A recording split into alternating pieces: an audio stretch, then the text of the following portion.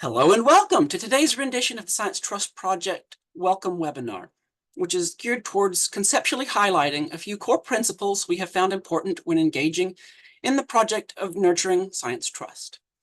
Some housekeeping before we begin. If you would like to ask a question during the webinar, please type it into the Q&A panel, which you can access by clicking the button on the lower right-hand side of your Zoom webinar window. You can submit questions at any time, and we will do the best we can to address them during the broadcast. You can access your audio settings by clicking on the microphone button at the lower left of the Zoom window. You can also turn live captioning on or off by clicking the Show Captions button in the Zoom menu. A link to the recording of today's presentation will be emailed to you after today's event and will be made available on the APS YouTube channel. Please allow 5 business days after the broadcast for us to get this uploaded. What you're looking at on your screen at this moment is the Climate Mental Health Network's Climate Emotions Wheel. They use it to talk about emotions, motivations, and mental health in the context of climate change, one topic where misinformation abounds, and how to knit the full spectrum of your personal experience to productive and effective action. I'm mentioning it today because of its usefulness in the broader landscape of trust and misinformation about science. Speaking candidly, undoubtedly, many of you are here because you are deeply troubled by funding changes, personal and professional threats to colleagues, peers, advisors, and students, and uncertainty about your future. Maybe you, like me, vacillate between frustration, anger, despair, grief, hopelessness, anxiety, and desperation to do something meaningful and positive about the present landscape around science, trust, and misinformation. It is what you're feeling now that is ultimately the impetus for what we're trying to do, and what others, like you, have felt previously that caused the Science Trust Project to come into existence. Emerging from the context of the COVID-19 pandemic, APS members saw the need for something to be done, or rather, they felt the need to do something productive and effective themselves to nurse the contemporary science landscape in a responsible, ethical, humane, trusted, and trustworthy manner. However you feel, you're not alone. And however you feel is valid and real. Whether it's the people, institutions, tools, processes, activities, infrastructure, or findings, or any combination thereof, you're here because you're curious and because you care about what you're doing and the people you do it with. You're likely already doing something by reaching out to the public in your community, even though it may feel that at times they aren't reaching back. And here, the public can mean just about anybody: your parents, your barista, your member of Congress, the local scout troop. From a 2022 study of over 2,000 APS members, over 68% of APS members report engaging with the public in some capacity or other. This is amazing work that you should rightfully be proud of. And since trust is a relationship-based, conscious, and revocable decision to depend on someone or something, presumably you want science to be both trustworthy and trusted. And there's an urgent need for both. Like you, I'm deeply interested in how we might more skillfully navigate and better maintain the contemporary information environment and trust landscape in which the scientific enterprise operates. The fact that you're here and that such a large portion of APS members do some kind of public engagement already gives me hope. This kind of action is fundamentally hopeful and can be an effective salve against the vicious cycle of despair, inaction, and catatonic anxiety that affects our persons, as well as it can be a buttress to support the enterprises we pursue. And although we may have different destinations in mind and be at different locations, we're still hiking and trying to maintain the same metaphorical trail network. We're here because we think we can make our urgently needed action more effective. To that end, I would like to invite you to the Science Trust Project. Along with our sibling public engagement initiatives, the American Physical Society hosts the Science Trust Project for this reason. Science Trust Project aims to promote trustworthy, responsible, and humane relationships between individuals, science, and society, and are equipping physicists with the skills necessary to address issues of trust and misinformation about science. Certainly, I cannot promise that this humble project will solve all of your problems, or that there is one amazing solution to fix things. That would be an overly simplistic, impossible expectation.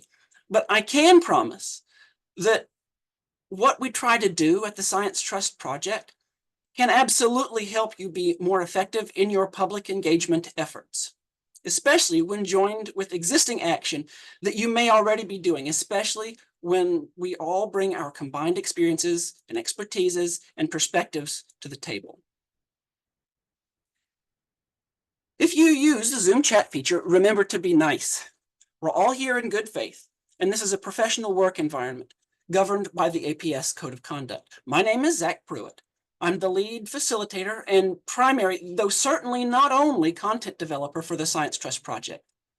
I should be sure to note that although I happen to be the primary person speaking today, this is very much a team effort, and the project would not exist in its current form if it were not for all of these people and other people who are not pictured here.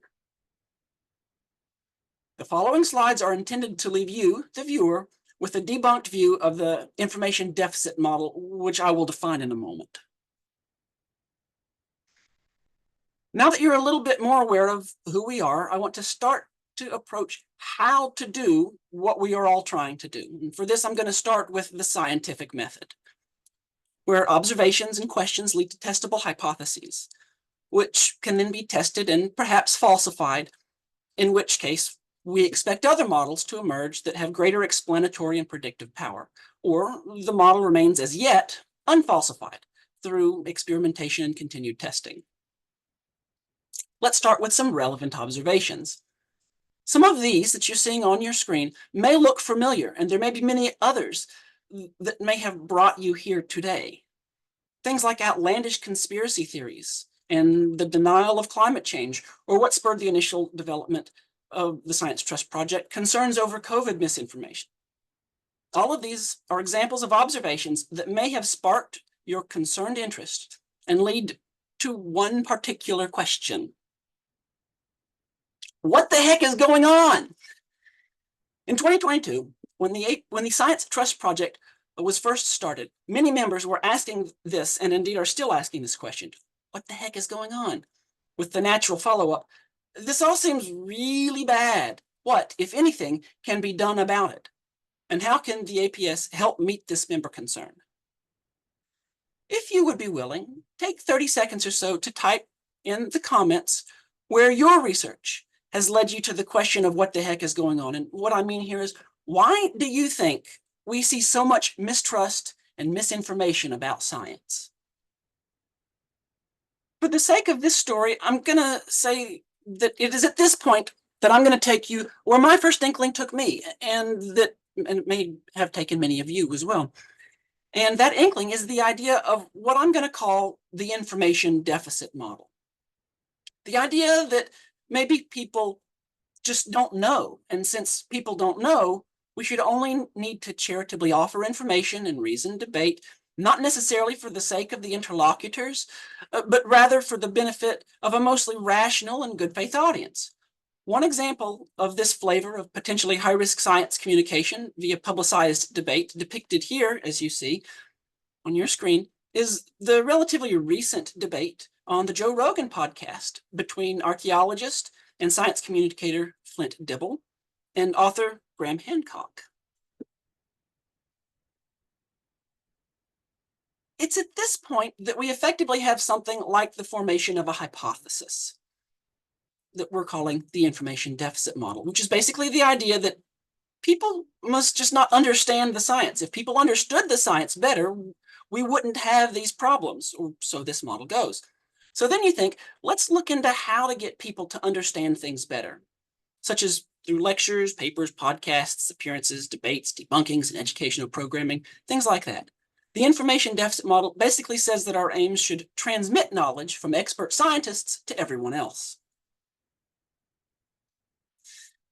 as you continue, you learn to spot heuristics or thinking shortcuts and logical fallacies or flaws in reasoning.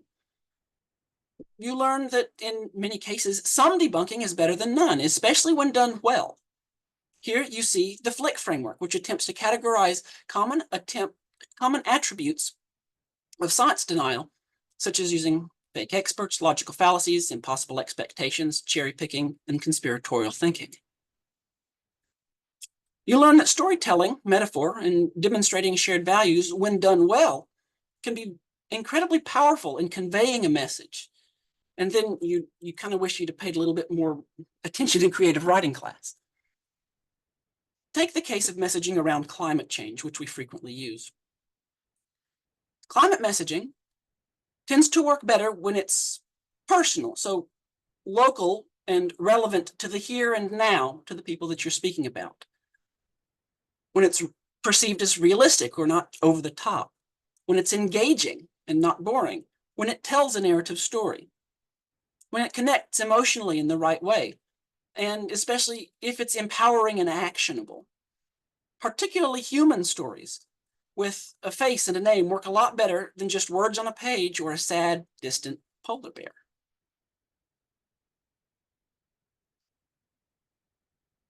Now, there is something to say for fact-based reasoning, accounting for logical fallacies and cognitive biases, both in our own selves, as we have been discussing, and when we're speaking with others.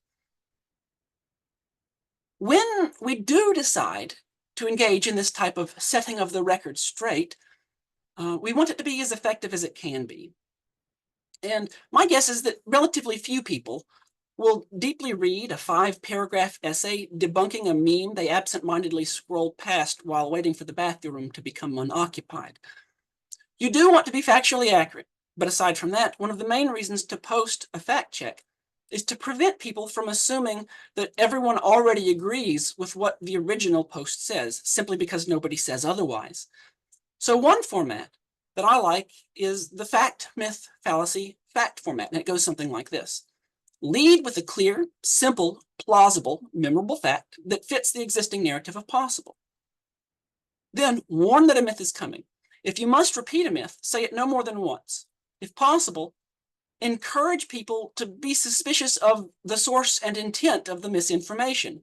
Be very clear and concise in explaining why the misinformation is wrong, providing a factual and sticky correction in such a way that it can readily replace an inaccurate mental model. And be aware that people will skim. Then end with the fact restated, so that the fact, or your thesis, is the last thing people process, and to increase familiarity with the fact. And then you do things like you look into when and how to better use debunkings, such as we went over. Such as this model given in the debunking handbook. Because as you come to find out, though it is generally better to debunk than not, sometimes debunking can be the least effective option of several other much more effective options at the time. Other options, such as when it can be more effective to pre-bunk, to use strategic silence, to try to drive the narrative rather than just accepting the narrative presented to you, or to employ skills from other models that we'll discuss a little bit later today. And you begin to think more critically about how one particular action may lead to different outcomes in different contexts. And you begin to more carefully consider your actions and enumerate your goals so as to try to make your actions tie coherently to what you want to accomplish. You begin to ask the question, if I do this action, then what happens? And then what happens? And then what happens? And I could continue here, but I risk veering off on even more of a tangent if I go much further. So let's return to our discussion of the scientific method and our working hypothesis that more education, more scientific literacy, more information, and more debunkings should be sufficient to solve the problem. So now that we have our initial hypothesis and we know a little bit about it, let's test it. Let's look at 3 such example tests. Case 1 will be an example where political policy intersects with science. Case 2 will be about us here today as persons, and case 3 will be representative of one particular type of online interaction. Case 1 will be a lobbying example. So here's perhaps an unrealistically humorous account of what you might hope will happen when you offer facts to people. Person 1 might say something like, I will never support this climate policy. Again, climate is an example topic. It's not the only topic that is relevant. It's just an example topic that we're using to speak today. Then person 2 might say, but here are a whole bunch of reasons to support this climate policy. I don't understand why you don't get it. You've got to be evil or an ignorant climate denier not to support it. Then person 1 says, okay, heck yeah, let's do this. Thanks for telling me how wrong I was. That's very unlikely to happen. What's much more likely is something like this. Person 1 says, I will never support this climate policy. Person 2 then says, but here are a whole bunch of peer-reviewed reasons to support this climate policy. I don't understand why you don't get it. You've got to be evil or an ignorant climate denier not to support it. And person 1 says, I will never support this climate policy, and now I don't particularly like you. This is not a useful conversation. No communication or forward movement is being made here by either party. We've reached an impasse and are well on the way to erecting a wall that is likely to end in a frustrating argument or to terminate the conversation altogether. No one is listening to each other and no one's needs are being met. Let's take case 2. You, here today, with the health and safety quiz. Each of these questions that I'm going to ask is based on a commonly known and supported health and safety tip. Count the number of times you answer yes to one of the following questions. You can count them privately. Do you have a smoke detector in your home and change the batteries at least once a year? Do you buckle up every time you are in a car, even in the back seat? Do you exercise at least 30 minutes 3 times a week? Do you have a fire extinguisher in your kitchen? Do you know it's the right one? Is it the right size? Is it pressurized? Do you brush and floss daily? Have you practiced a fire safety plan at home and picked a meeting spot outside of your home in case of fire? And do you always abstain from using your cell phone while driving? Each of these questions is based on a commonly known and supported health and safety tip. Most of the time when we do this quiz live, few people or no one answer with a yes to all 7 questions. Most people are familiar with most of these health and safety tips, and yet we behave as though we either don't know or don't trust the experts or the science, even though many of us are scientists. When we did this at the recent 2025 Global Physics Summit, there were maybe 1 or 2 people who said yes to all of the tips that they knew about. And even fewer said that they thought that their friends and colleagues would update their behavior long-term after receiving a lecture on the topic. If you knew about a tip and said no, this is a refutation of the idea that just knowing the right information changes behavior. Knowing the information can be necessary, but it isn't usually sufficient for behavior change. Despite years of anti-tobacco education programming in the US with the message of just say no, people still smoke and vape.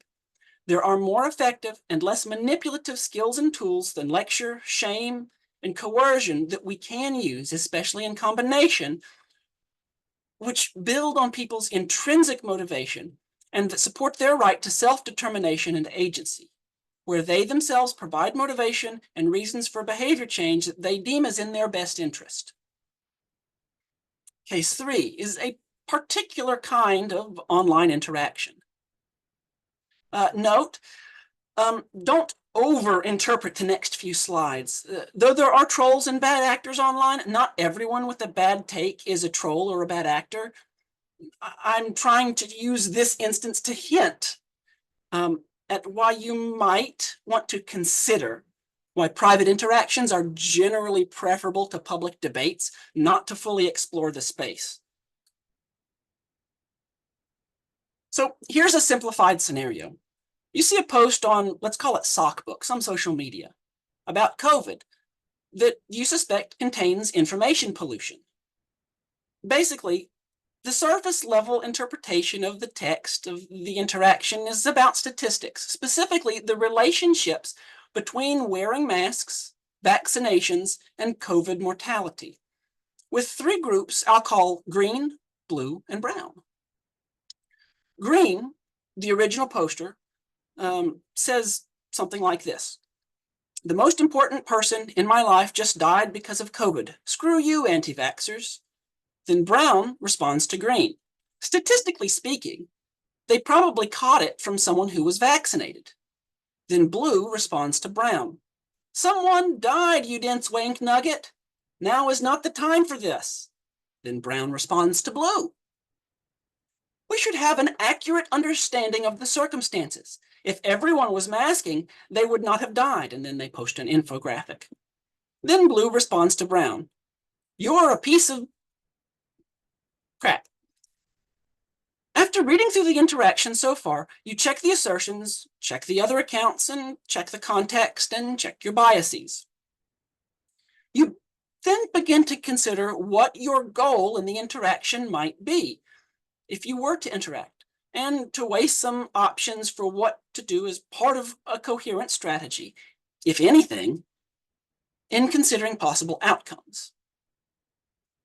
You think that there are two main options that you would consider, and they might play out something like this. Option one might be to try to drive the narrative or to debunk.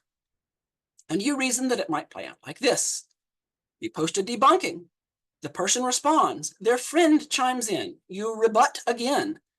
This continues, and by the end of the day, Sockbook shows the post to at least 100 people. Option two that you consider is calculated strategic silence, and it plays out, you think, something likely like this. You withhold debunking, but report it to moderators. You keep an eye on it, and maybe do some research on the topic in case you need to chime in, but never feel that it would be the best course of action at the time. By the end of the day, Sockbook has banned the account, and the comment was only shown to about 10 people. Pause for a moment and think what option you might choose.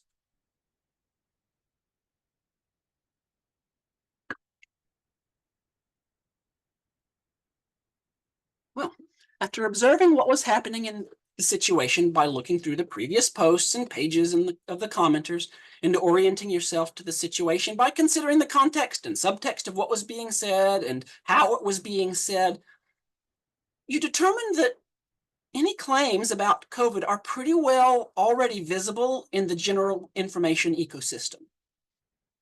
However, engagement on this particular post is at present rather limited, with only a few likes and comments. The comments that do exist are people trying to drive the narrative in opposing directions. But there is a huge asterisk, and I've already told you what it was. This interaction wasn't about facts or education or literacy to begin with at all. As it turns out, Green is a disabled, immunocompromised trans artist who was grieving the loss of someone who was very much like a parent to them. Brown is self-identified as a fascist, a white supremacist, and a male supremacist, and the account has a record of, or had a record of, posting accordingly.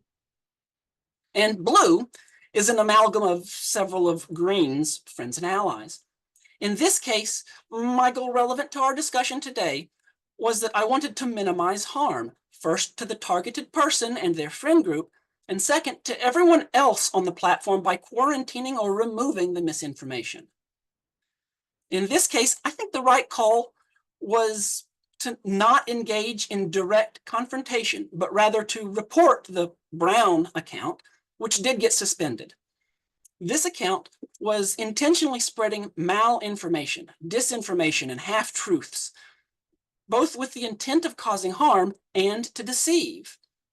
In this case, even though the literal back and forth wasn't about COVID, the debate here wasn't about COVID, masking or vaccinations. It was actually an attempt to use the idea of facts and debate to harass a grieving trans person and to ritualistically, symbolically signal to other accounts like Brown's account so as to perform in-group membership, hoping that people like me who were watching and perhaps sympathetic with Green would comment and drive up engagement with their posts, which would make their claims more visible and increase their reach, in turn bringing in more accounts to harass the target. If I had commented at debunking, I would have likely been playing into their strategy of harassment and spreading COVID falsehoods, even if I was spreading accurate information. And I know I've perhaps been picking on the idea of debate a bit much at this point. To be clear, do not come away from this webinar thinking that everyone who posts something strange online is a troll or a bad actor or a bot or whatever your buzzword is at the time for disposable person. Nor am I advocating that you should have a blanket policy on whether or not you should ever fact check. I think there are situations where a charitable fact check is a very appropriate tool and warranted. I have seen it work, particularly in private settings. But a fact check is not a debate, and a debate is not a conversation. If anything, I hope I've adequately emphasized the importance of humility, curiosity, and empathy, as well as fact. Do come away with a healthy and responsible curiosity about the information environment and the dynamics and tactics we sometimes see and wanting to learn more. So, we have seen 3 examples of trying to assume an information deficit. Case 1 was a time where science and policy met. Case 2 was a personal example here today with the health and safety quiz. And case 3 was a particular type of online interaction. Let's present and analyze our data. We've already presented it somewhat, but let's turn to analyzing it a little bit more as well. What, if anything, might we tentatively learn from these 3 experiments?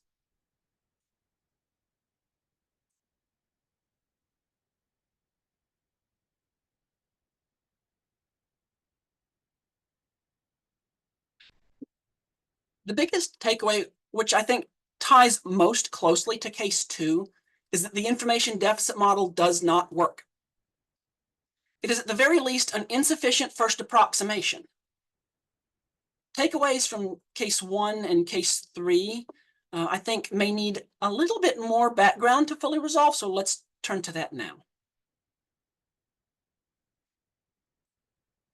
To reiterate, though, we can now say that it's not just an information deficit that's the problem. Saying that information can change behavior, therefore more information must always change behavior, that it always changes behavior, commits the single cause logical fallacy. It's akin to saying something like, deaths can happen naturally, therefore deaths always happen naturally, that all deaths are natural. So remember, over 68% of APS members report engaging with the public. We're doing a decent job, and at the same time, there is a lot that we're missing. I should also be careful to note here that I am not trying to call out efforts that seek to increase scientific literacy or knowledge as bad. Broadly speaking, I think efforts that increase scientific literacy are a good thing. What I am saying is that treating every science communication problem as an information deficit problem is overly simplistic to the point of being detrimental. And that's not necessarily even a call to do more work. I'm not trying to add to your already exorbitant workload. This is an invitation to work together to do the work you're already doing in a more skillful and strategic manner with other like-minded people. Many of these existing engagement efforts are seemingly on the surface all about increasing public understanding of science and science literacy and fixing an information deficit. And as we will see, this way of doing things can be at the same time useful and insufficient. It comes as no surprise to me then that we scientists are perceived by large segments of the public, scare quotes, as cold, arrogant, closed-minded, poor communicators, according to a recent Pew Research Center survey study. And understandably so. This is not some moral failing on the part of scientists. I don't think it's a stretch to say that most scientists aren't generally public engagement experts. Communication is a learned skill like any other skill, from auto repair to zeta functions. If we receive communication training, even if we receive it, it's not generally geared towards best practice in public engagement. And though some of us do receive some dialogue or interaction science communication training, or inclusive / transaction-based science communication training, as I'll call it here in a moment, the deficit model is still hugely influential. We've debunked the information deficit. Now let's replace it with something better. The following slides are intended to leave you, the viewer, with two alternatives to the information deficit model. I've already hinted at them. Keep in mind, at the same time, that the people with whom we seek to engage with will almost certainly have assets that we do not, shifting from a deficit-based mindset to an asset-based mindset. And the people who we seek to speak with are experts in, if nothing else, their own beliefs and feelings, and we are not. Depending on who you ask, there are 2, 3, or 4 models of science communication, and they exist on a spectrum of more deficit-based to more inclusive. Note that scientists often engage for different reasons than non-scientists, and that various types of barriers also play a large role here, but I'm going to sidestep these discussions for today since they really deserve their own proper treatments and allotted time. The free online textbook, Communication in the Real World, offers 3 models of human communication. I'm going to describe them generally, but it is worth considering them in the specific context of science communication because they kind of pair up. It describes all 3 models as a process. And all 3 can help us move from correction to connection as we consider actions informed by more than just the notion of an information deficit problem. They are the transmission model, where communication is seen as a linear act of transmitting meaning. This corresponds to the information deficit model, and we've been speaking about it at length already. The interaction model, where communication is a two-way conversation, where meaning comes from the feedback between conversants, and the transaction model, where communication is when conversants cooperatively construct meaning, like how all squares are rectangles, but not all rectangles are squares. Each model expands upon the last to broaden the utility of the model. I should also note that sometimes a simple model can have utility. And at the same time, sometimes you need the value that added complexity brings. So, for example, transmission can be important in interaction and transaction models. Sometimes it's simply useful to be able to broadcast, the hurricane is coming, follow evacuation route XYZ. The transmission model says human communication works kind of like a car radio, as a one-way process where a message is sent from a transmitter to a receiver. This means it is geared towards filling empty minds with scientific expertise. It does not assume that the audience brings any assets or prior knowledge to the interaction. And this can cause friction. This corresponds neatly to a game being broadcast, for example, and you watching it at home. Think also of a lecture, a podcast, a webinar, a book, a movie, an email, or perhaps an online fact check. But communication isn't just about everyone talking better, it's also about listening better. The interaction model says that human communication is more than a series of alternating one-way messages, offering instead that meaning in a conversation comes from the interaction itself.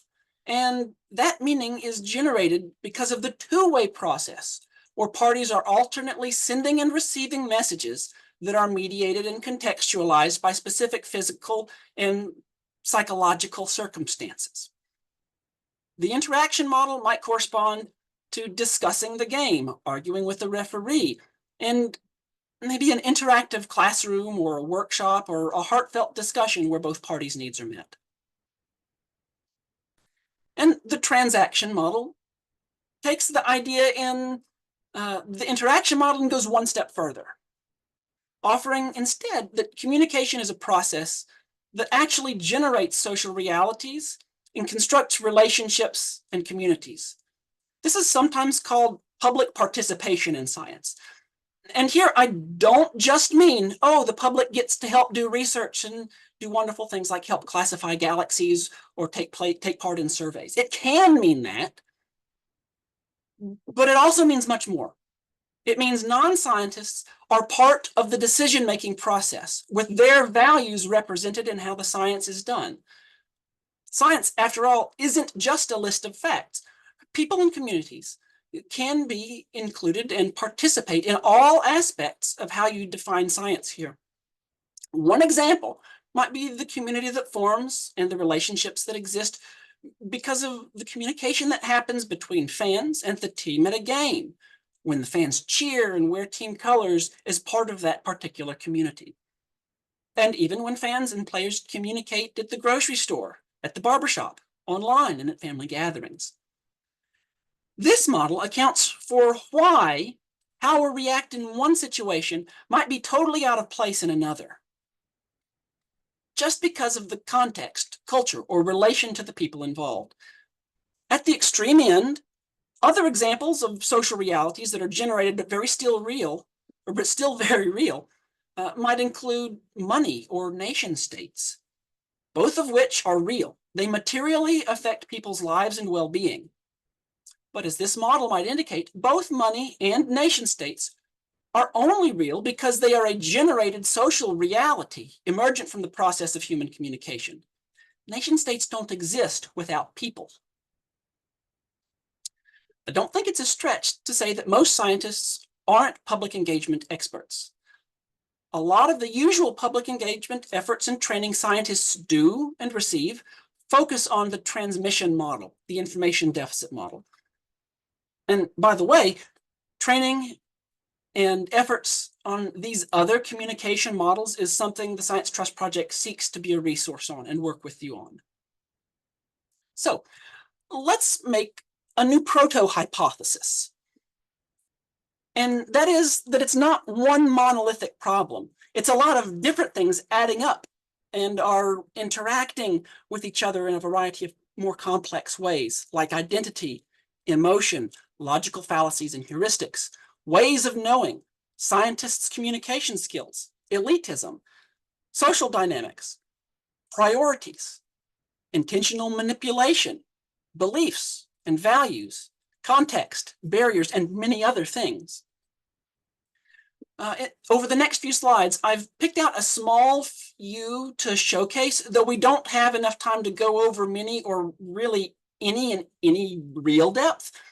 I just want to touch on one or two instances of some of these big ideas that hint toward this revised draft of a hypothesis that the information deficit model can't really account for, such as types of knowledge, the fact-value distinction, intellectual humility and elitism, identity-based motivation, and the role of emotions that these other models can. For example, there are a variety of ways to know something and multiple types of knowledge: sensory, linguistic, emotion, imagination, intuition, etc. And we want to acknowledge and affirm the many types of knowledge. And as we'll see in a moment, we may even require additional types of knowledge that are not fact-based to make decisions. One historical example might be the comparison between how many colonial-era Americans thought of the written word as being more binding, official, superior, worthy, reliable, and authoritative than verbal, oral, non-written types of communication and knowledge. Saying or implicitly acting as though one type of knowledge is more or less valid than another is a value judgment. And value judgments are not the same thing as facts, even though both do matter. One example of how valuing one type of knowledge and devaluing others that we might see manifests itself closer to home, and which I bring up today because it keeps coming up in our workshops, is how elitism in science really seems to harm the science trust landscape. And in conversations with people like you all at conferences and in surveys, elitism and perceived elitism even seems to be harmful within science itself, let alone how it's perceived more broadly. There's another one. Consider this example for a moment. Which of the following statements are fact-based statements and which are values-based statements? Statement 1, William stole from David. That's a fact-based statement. Statement 2, David is harmed by theft. Now, depending on our definition of harm and theft, as well as depending on what might or might not meet our standards to match these definitions, this statement would either be true or not, but it is a fact-based statement. And then statement 3, William should not do things that harm David. This is a values-based statement. And then the conclusion, William should not steal from David, is a values-based conclusion, which we could not have reached if we didn't take the values-based statement as a fact, that William should not do things that harm David. What I'm getting at is an idea that is sometimes called Hume's guillotine, or the fact-value distinction, or the is-ought problem, which is the notion that it is impossible to make judgmental or ethical conclusions based only on facts. A list of facts can tell you what is, but they can't tell you what ought to be, or what we should do, or how we should get there. In order to make the leap from what is to what should be, what we should do, and how we should get there, we have to treat a fact, or we have to treat a value as a fact, even though they aren't the same thing. So then, even with the exact same true facts and definitions, if people value different things than we do based on what they find important, relevant, timely, and motivating, we might expect them to arrive at different conclusions. Now, what I'm not saying is if you disagree, you have bad morals. What I am saying is that what we believe and how we act are informed by and weighted by many different considerations, and to not confuse facts with value judgments. And that distinction between facts and values is something that the information deficit model doesn't account for, but that interaction in transaction models can account for. And we'll dig a bit more into that momentarily when we talk about listening and communication. One example value that I understand that many scientists hold is that because all knowledge is tentative, we should be open-minded to and receptive to new ideas. In my understanding, this idea is baked into the scientific process. This poll, which you see data of here on your screen, taken at the 2024 March meeting of the American Physical Society, shows that nearly 70% of participants in a 90-minute workshop on reflective listening reported that they were at least somewhat willing to change their minds when discussing misinformation, as would be consistent with this value, though I cannot go so far as to say caused by this value. So for the remaining roughly 30% of participants who said that they were unwilling to change their minds when discussing misinformation, I would like to put forward the thought that I think it can become dangerous when we move from thinking we're right, understanding that all knowledge is tentative, even when we have good reasons for thinking something from our perspective, to dogmatically knowing we're right. Much in the same way that others who know they are right, who we may perceive to be in the wrong, present a sticky case. Another one, identities can, in a very real way, play a part in much more than just what sport you like and what team you watch. Some identities are always present and visible, while others may be revealed by choice, and still others are fluid and only created and made relevant in the moment. I want to make an oversimplified analogy to help illustrate this. Identities are a bit like hats. You can have many hats, but which one of your hats matters most? Which one you're currently wearing is context dependent. Is it raining or shining? And also, which hat you're wearing can affect your behavior. Are you wearing a helmet? Or, depending on the context and where you come from, a toboggan or a beanie? Like hats, people have many identities: scientist, football fan, parent, friend, American, etc., that are brought into or out of relevance by situational context and priming in the moment. And people prefer to act in ways that are consistent with their relevant identities, even to the point that, for example, in one 2021 study in the journal Nature Climate Change, researchers found that a media campaign designed to reach political conservatives and those in the middle of the political spectrum on climate change beliefs by using spokespeople, framings, social identity, and values that were likely to resonate with the target recipients of the campaign, so i.e. mostly Republicans and unaffiliated voters, significantly increased beliefs like the fact that global warming is happening, human-caused, and personally important. Relevant identities are brought into or out of relevance by situational context and priming in the moment. Similarly, emotions are part of the context as well and can help prime and inform certain actions and certain behaviors in certain contexts. Now, consider for a moment how you feel when you encounter misinformation. Think back to that emotion wheel from the start of this webinar. On the right-hand side of this slide, you should see a word cloud reflecting the emotions of participants who attended our reflective listening workshop at the 2024 APS March meeting, displaying what they felt when they encounter misinformation. And I do want to affirm that however you feel about misinformation is valid. We are all coming from different places with different experiences, worldviews, and expectations about misinformation. Though not specific to climate misinformation, I want to use this word cloud to make 2 points about how emotions matter and are intertwined with context and the generated social realities we're talking about with the transaction model.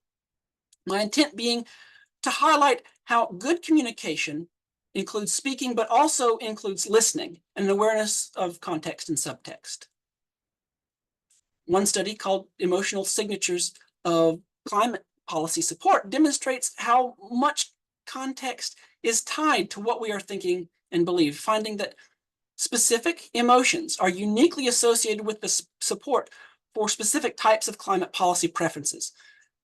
These findings indicate that the types of emotions aroused may influence the type of solutions that will be preferred. In other words, how you feel may partially inform what solutions you prefer, with, for instance, higher anger being associated with more personally costly actions and less anger with climate justice, or more hope and less guilt being associated with more proactive solutions, and fear being associated with regulation. So, being aware of how different emotions can affect what we think can give us more information about how we might more effectively connect with people, or how people are connecting with us. And as we'll see on the next slide, how we feel may partially misinform if we even prefer to act at all.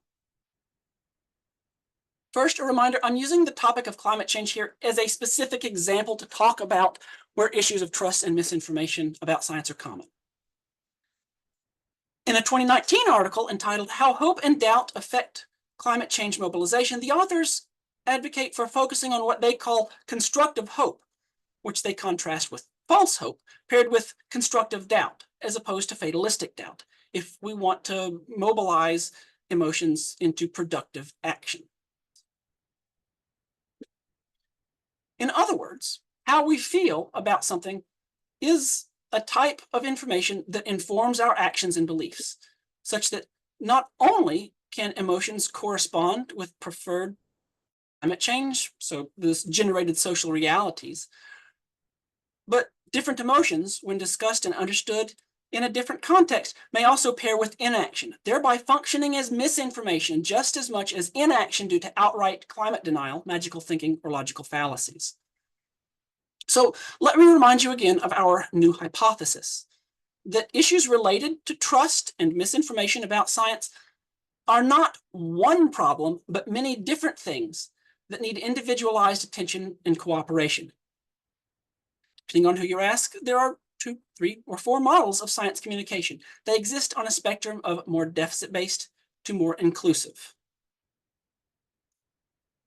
Let's continue. More inclusive.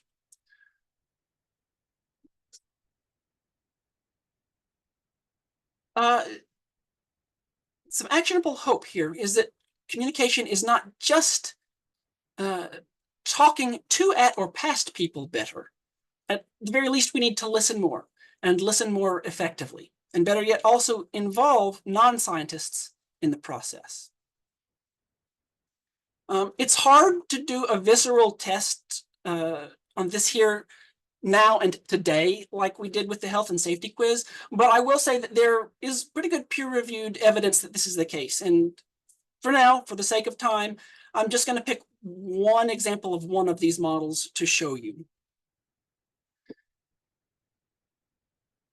If you're like me, when I started participating in the Science Trust Project, you may think that you know what it means to listen. And then you realize that people go to graduate and medical school to learn how to listen better.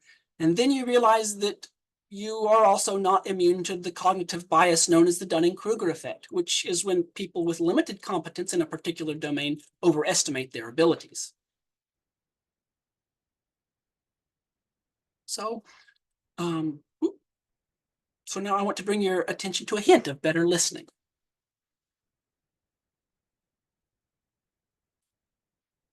Reflective listening is a very useful skill that can help cut through the many types of noise that impede communication. It is the skill of active listening, whereby the person listening seeks to understand the subjective experience of the person speaking by offering reflections as guesses about the person's meaning. It's a 2-step process. First, the listener seeks to understand where the talker is coming from. Then the listener recites the thought back to the listener to confirm that the thought has been understood correctly, usually rephrased or with more context. Sorry, I'm in the chat here. So anyway, reflective listening is a 2-step process. First, the listener seeks to understand where the talker is coming from. Then the listener recites the thought back to the listener to confirm that the thought has been understood correctly, usually rephrased with more context. It's here that in this reflection process, you'll hear the term ORS thrown around as specific skills to practice to accomplish this form of listening. ORS is an acronym for open-ended questions, affirmations, reflections, and summaries. So what can we listen for? Well, there are other tools, but one that I find useful is called stasis theory. Stasis theory is a rhetorical analysis tool and conversation constructing framework. It can help us dodge roadblocks and get on the same page by talking with rather than to, at, or past each other. It can help you better understand more quickly where a disconnect in the conversation may originate by paying attention to these different levels or stases. And for the sake of time, I'm just going to mention them. There's a wonderful video that you can see listed here, but a lot of times will be a difference in definition. So, for example, are we understanding what we mean by error or uncertainty in the same way, scientist versus non-scientist? Or do we mean the same thing, or do we hear the same thing when we say methane or natural gas? Those two things have different connotations, and listening for these different stases can be useful rather than miscommunicating. So here's the same example from earlier, where the root cause is at the concept of reality stasis. But this time, through listening, we realize that the hangup isn't a scientific hangup. It's that the two people are talking about two different things because of their salient values in the moment. One about climate and the other about economic justice. And once we know that, we can actually make progress, since we can now talk about the same thing. Person one, I will never support this climate policy. Person two might then say, how did you come to this decision? Person one might then say something like, this bill will hurt the working class more than climate change. It increases the wealth cap and gives more power to oligarchic billionaires. I believe it's immoral to support bills that do this. And then person two might then say, that's a valid concern. I'd love to help you draft a bill that addresses both of our concerns. Person one might then say something like, okay. Now, was this illustration of the concept a little simplified? Well, maybe, but hopefully you see the point here, that listening can be a powerful and useful skill. Specifically, we found out that the objection wasn't fundamentally a science-based objection. It was a values-based objection, an objection based on what ought to be, how we should get there, and priorities, where the two parties were talking about fundamentally different things. And whether or not you agree with those values, knowing this, you will be having a very different and possibly more productive conversation than if we go in assuming a science-based objection or ill intent from the start. So to recap, and you can go ahead and post the Zoom poll, Meg, and I'll continue to wrap up here. So to recap, what do I want you to come away with today? I hope you will come away from today thinking about how you think about addressing issues of science, trust, and misinformation. It's a shift in strategy. In particular, the three cases we chose to highlight indicate that the information deficit model is inadequate, kind of like how not all cows are spherical in a frictionless vacuum. That listening well is an essential part of communication, and that generally speaking, private human connection is usually better than public debates. So up until now, we've done a lot of overview and topical previewing. If you want more, like more interaction, more community, and more on how you might be a better ambassador for the Project of Science Trust, lowercase, sign up for the Science Trust Project, capital letters, email list. Join our community Slack space and look out for our other workshops. And you can see some of them here. The mailing list sign up, the Slack invite link, the June 10th virtual community hour, and partnerships workshop. Thank you all for your time.